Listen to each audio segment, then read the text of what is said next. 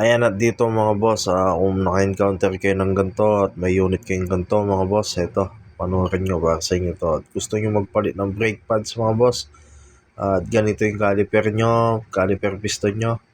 Huwag nyong i-press yan mga boss dahil thread type yung mga yan. Ayan.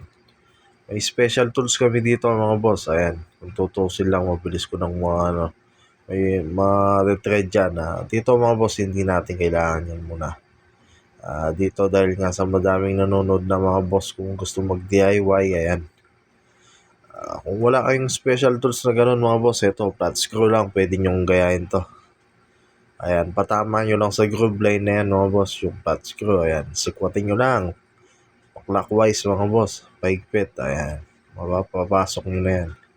Hindi nyo kailangan i-press yan mga boss, dahil di gaya ng ibang caliper piston yan na pinipress lang. Ito, thread type to mga boss.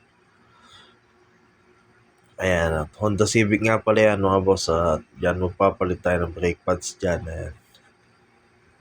Kaya kung may unit kayong ganito mga boss, ito, pwede yung gayahin to mga boss.